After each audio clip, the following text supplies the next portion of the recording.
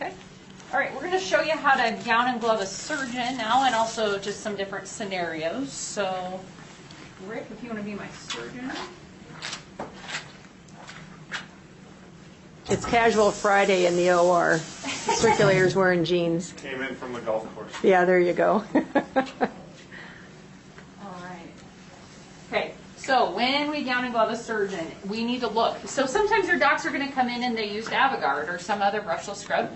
So you're going to look and see, oh, do they need a towel or not? So if they do, you want to take the towel, open it up, okay? So we want to hold it on the short side here, and we're going to lay it across the hand. Now, I don't want to bring it up the arm like this, because remember when we talked about scrubbing, this is the most clean section of the hand. So I don't want to put it up here because that's the side of the towel he's going to dry his other hand with. Okay, so I just lay it across. I also want to make sure I don't touch him, because this is not impervious, and he's wet. So now we've wicked, you can actually see some of the wetness on there, we've wicked his hand to my glove, which is now contaminated. Okay. So you just take, and you're going to lay it across his hand, and then he's going to dry. Now, I don't need to stand there and watch him dry. I can come over here and I can get things ready. All right. So remember on the gown, you're going to see the neckline and also the writing. So the writing is going to hit the person in the chest that's going to wear it. So when I open this up, I want to make sure that that's pointing towards the person that's going to put the gown on. Kind of opens like a book. Yep. Like if you're reading a book. Okay, so once they're dry, see how I've stepped away from my table, right? I don't want to open this up over here, so I step back. But I'm also making sure I don't do this, right? So if Rick comes in and he's really close to me, and he's like, all right, I'm ready to get the gown and gloves on. And I'm like, I can't do that without turning my back. Sometimes you have to guide him to get away from the sterile field.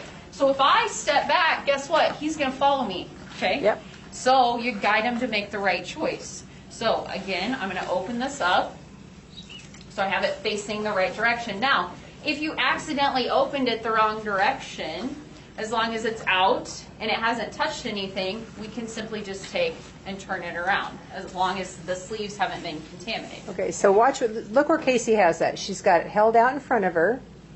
It's not touching her. So the sleeves are away, because the sleeves are the most sterile part of this gown. If I have them up here, guess what? Now they're contaminated. They've touched me where I'm unsterile. Okay. So make sure they're out here. So, yeah. And then I take my hands and I make sure that they're adequately cupped so that they don't get contaminated. She makes sure that it isn't touching the floor. That's important. She's going to hold it out for the surgeon to go ahead and come in, and she's going to stop about right there is where she's going to stop and pull her hands out. Now I have to tie up. So as the circulator then is tying up the surgeon, now she's going to go ahead and get their gloves. She's verified now that they're right-handed and what size gloves they wear. So she's going to go ahead and she's going to get their glove, and she's going to have the thumb pointing towards the surgeon.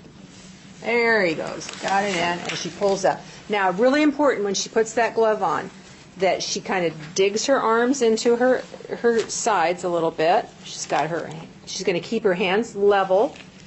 She's not going to go down as the surgeon digs his hands in. She's not going to go with them. She's going to stay right where she's at, and the surgeon's going to come in. They're going to do a finger assist to help, and then she's going to hold still while they pull in.